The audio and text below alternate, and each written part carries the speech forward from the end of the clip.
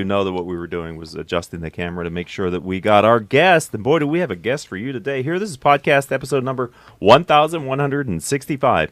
Thinking outside the box is number one when it comes to innovation and creative thinking.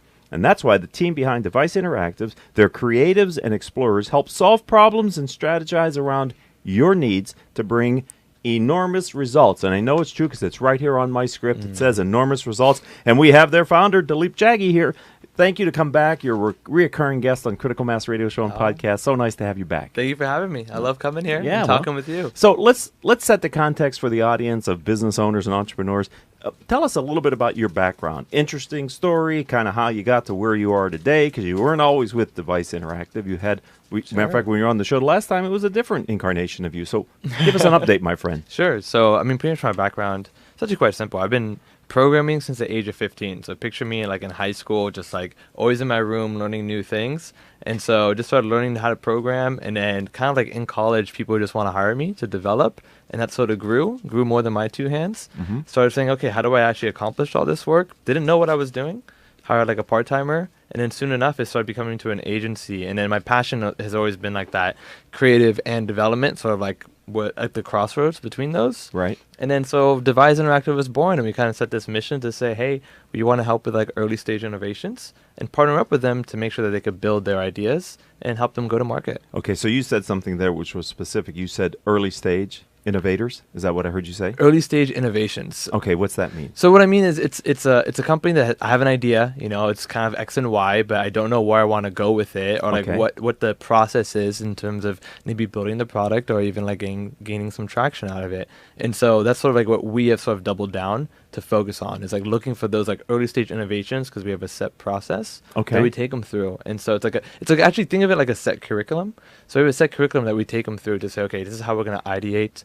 This is how we're going to understand your business goals, and kind of like here are the steps to show you that path to the next step. Okay. And so we kind of found out by working from like, big companies to middle-sized companies to even like the startups, that where we actually, the passion lies is in that fancy word, early stage innovations. Okay. And so those can occur in all size companies. Is that what I'm hearing you say? It actually can. Yeah. I think you automatically think like startup or new idea, but I found that a lot of my clients are like CEOs at very successful companies that tend to find like, I know a way to diversify my product line or how to disrupt my industry.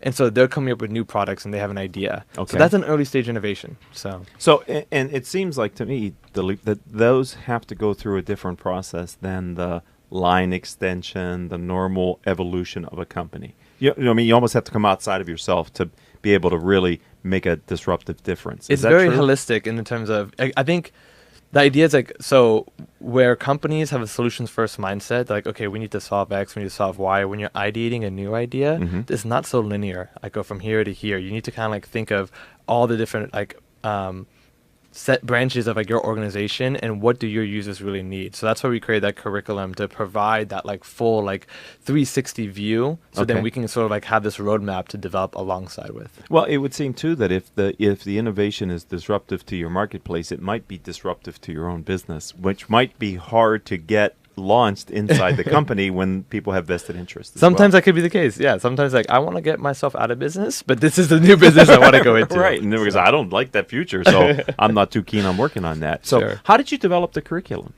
Honestly, kinesthetically, through like the last few years, it just kind of like said like, oh, whoa, this actually fits. This sort of process like fits for these like sort of clients, like different exercises. And so we started coming up with these different curriculums. So like whether like you're like, some people have this idea like, I want to develop this for this, right? And so it's just kind of like a napkin idea, like there's not any substance there. Okay, we need to ideate. So how do you ideate in like a more formal process? We developed a curriculum around that. Okay. But some people already are like a little bit further along. They kind of already connected the dots and kind of know the whys. So then we kind of have a different curriculum, which is more like product development. Okay, then let's talk about the product and go from there. So what role do you and your creators play in their development? Take me through that. Who would hire you and how would they hire you? Okay, so someone, let's say CEO of like an escrow company, which is current right now, has this thought process of like, if I develop this product, this will make me more efficient, this would disrupt my industry, but kind of just knows that, right? His team is focused like in the business, right, and he's kind of focused on the business. So like, he would come to us and say, I kind of have this idea. How do we go from there? My team would then facilitate on the front end to ideate for at least like a couple weeks, usually like 2 months. And then afterwards, we kind of like already have like, similar to how you have a blueprint to a house, we kind of understand like, okay, these are all the wireframes, these are all the tech stacks, this is the architecture, and then we would help with the production side of it. Okay. So on both sides of the fence, whether it's from the ideation and the facilitating of workshops to then the production as well. And the final outcome of the product and the process is? It will be, usually it's a piece of software. So then it's like the code base, it's the documents, it's the whole strategy of like why this product exists. Okay. And now like we're not really a marketing firm, but like now we can help and hopefully we can aid, but then now execution would be sort of the next step. Okay. So you're taking them truly from a good idea or a solid thought into a product plan. Is that fair to say? That is completely fair to say. And it also a good idea, but also understanding their like differentiator, their white space. Like, why is this a good idea, and giving substance around that too. Is that a frustrating process for some people to go through with you? It can be. Okay, because I felt a little frustrated just when you said that. I'm like, oh man, we gotta. No, I'm in a good way, but I mean, you have to think that hard, right? I mean, I think you have to think that hard in the front end to be able to articulate it, or else you might spend a lot of money on it. Well, I think going back to what I said before, like the solutions first mindset, it's very easy. Like, let's say you had a good idea and I go, cool, like it's a fantastic idea, let's build it. And then now we're processing checks and like everything is groovy. Yeah. Right. But I think like having this more formal process is like I'm here as a consultant, I'm here to advise. So like it's very important to find that differentiator and like and make sure like this is something that's like worth pursuing, because we're investing our time as well. And so now we're both in it together to help you build that, right? So it can be frustrating because it could be a reality check. You know what I mean? Right, because sometimes there's no one to check the reality of the leader of the company if they have a good idea. Yeah, that's true. and so that's valuable. I think you might not have ever had this happen, but I would imagine that some others might have come, some other companies who might do something similar to you, the idea that the company brought to you, the client, doesn't hold up. It doesn't. And actually, that happens more than you would think. Okay.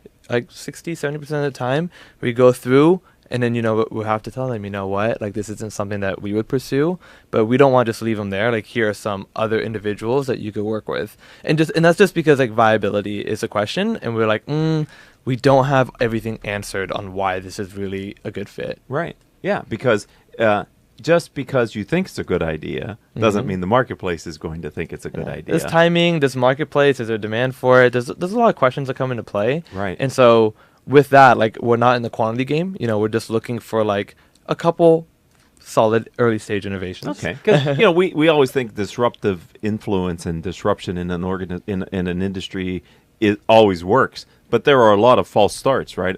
False positives on this. Oh, I think I can disrupt this industry. Well, no, you really can't. Totally. At least not with that idea you're not going to, right?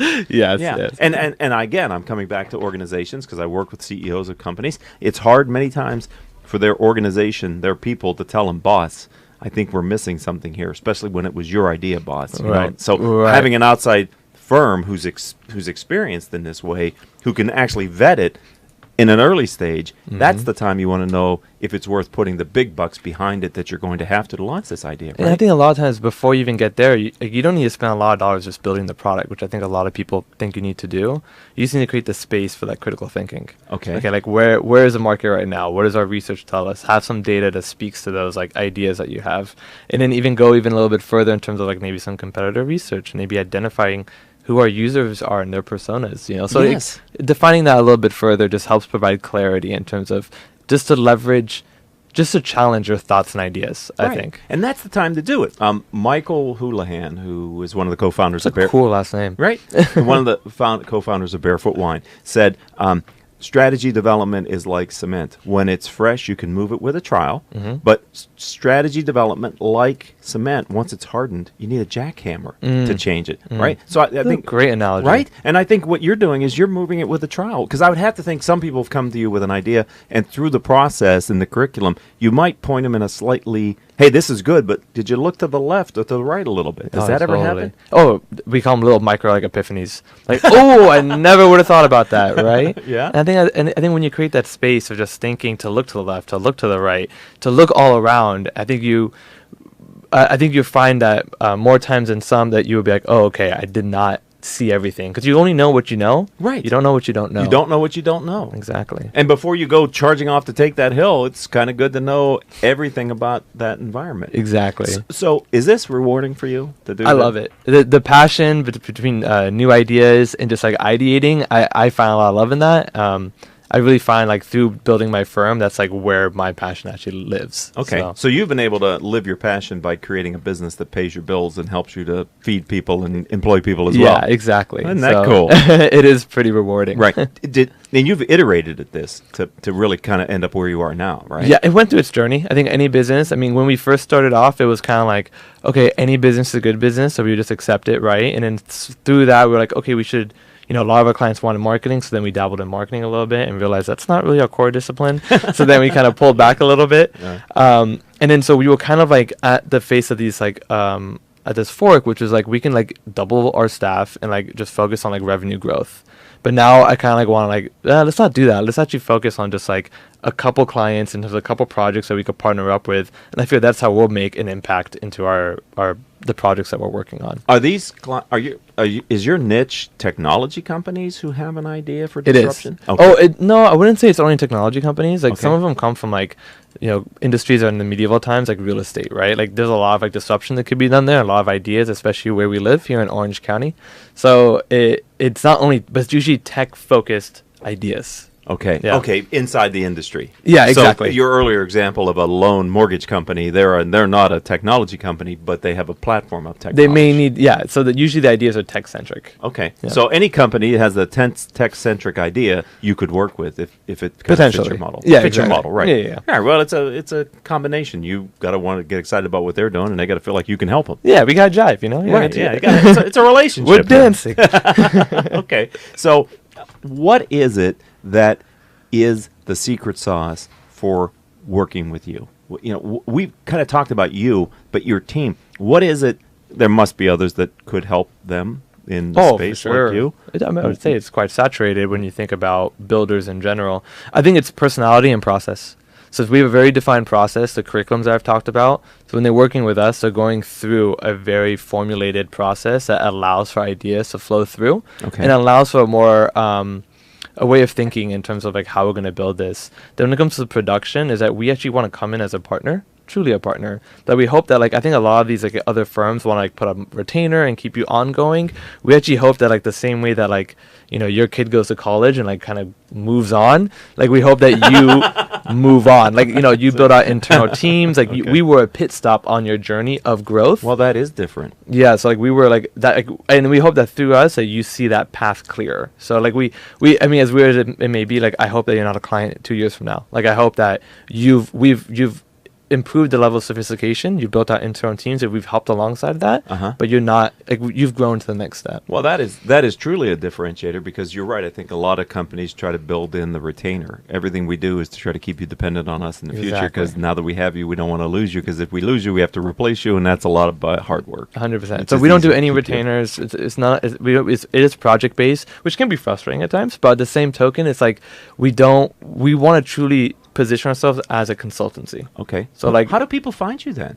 I mean, obviously here at Critical Mass Radio Show and Podcast is one way. After I leave this room, I'm like, line up. Yeah, right. Just hold on, ladies and gentlemen. Don't be calling him until he's done with the show. I don't want him distracted. No, but really, is it referral partners? Is it marketing? It's referral partners. It's not really set marketing, because it is somewhat of at least in my experience, it's very hard to market like an agency just in general. But it's being proactive in our community. So it's kind of like making partnerships with VC firms. I'm a mentor at the Cal State Fullerton Incubator Program and at UCI. So things like that. Just being active in your community, I felt like has not only allowed myself to give back to our own backyard, but like allows for people to find me, know me, and be able to make referrals. Is this a good community for the kind of work that you want to do? It's growing. I definitely think like as LA has grown with like Silicon Beach, I think, housing market's getting a little bit crazy over there. I think people are going to want to come down south a little bit to Orange County. At least in the last 1 to 2 years, I would say the tech industry, we've always been tech focused, but more like semiconductors and things along those lines. Right. Yeah. But Broadcoms you know what I mean? But I feel like software and just like overall tech, like from VR to AR is growing rapidly. Okay. And I think some of the other industries that Orange County is known for, like real estate, like we have a couple of real estate companies in our portfolio that we develop tech for, which is really disruptive. What about healthcare? Because we have a good footprint for healthcare. We do have a good fit for healthcare, but I've not been able to penetrate, I suppose, that industry until today. Yeah. Call me. That's a big point. You could be the first. Boy, that would be awesome. So that'd be great. How many people from your clients do you work with? I mean, this sounds like this is a CEO-led, this is a top-down kind of initiative, but how much, and when it works well, how integrated with their people do you need to become? Very integrated. We almost become like, the process is very like you're with us because you're going through these different workshops. Right. But the only way we go through is if it's like the C-level people are involved. Yeah, tone at the top, right? Yeah, totally. Like, otherwise, we're not getting the real information. It gets like, a little bit of telephone.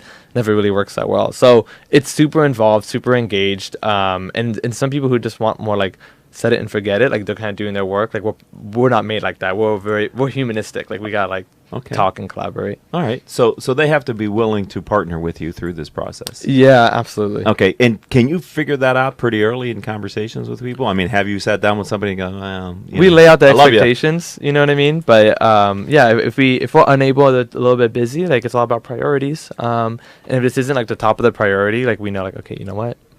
Maybe it's not the right time for us to move forward together. Because I could see how some of these projects wouldn't come to fruition, maybe because they weren't serious about it to begin with. Yes, that happens. And so we've created a lot of applications that never made it into the marketplace in the last 5 years.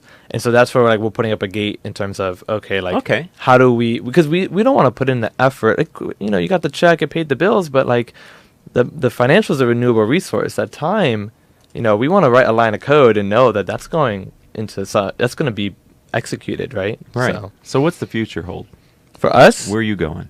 I just want to find those early stage innovations and just partner up with them. Okay. I think for us specifically, it's going to be more local involvement. Creating a lot more content around like startups and ways to educate people, through online to help them with their ideas. So some of these exercises that we've created, like maybe even like releasing them. So stuff like that.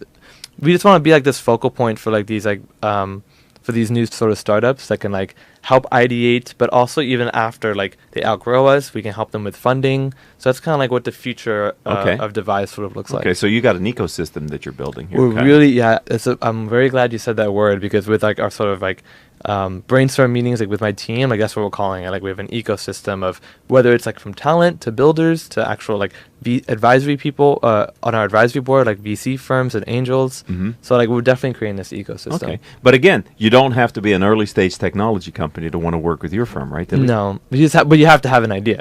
Well, yeah, exactly. Well, good luck with that. That's the hard part, right? Actually, the ideas aren't always the hard part. It's all the work that comes after the idea. Yeah, that is the effort. I would say the hard part is the execution. Yes. I mean, I can build 100 apps, like no problem. Just lock myself in a room and do it. But getting 1 million people to download something, woo! Right? That's your job. All right. So if someone would like to learn more about Devise Interactive, how do they find you online, my friend? Our website's Devise, Devise, interactive.com. And then Devise Interactive is our social from like Facebook, Twitter, and Instagram. And they can always look me up and just ping me on LinkedIn. And if they want to look you up, how do they spell your name? Oh, Dalip is Dalip, P as in Peter. And then Jaggi, Jaggi. And you just look me up on LinkedIn. You'll find him. Well, it's nice to have you back on the program, my friend. It's good to see you. Pleasure. Continued success. I've enjoyed this conversation today. Thank you so much. Thanks for being a part of the critical mass community. No, thank you so much. Pleasure. All right. And I'd like to thank our engineer, none other than Mr. Paul Roberts, and our 3 producers without whom we could not do this show each week, Joan Park, Crystal Nunley, and Haley Stern. If you'd like to connect with me, let's start on LinkedIn. I'm Richard Franzi, Franzi. And until our next show, I hope all of your business decisions will move your company in a positive direction.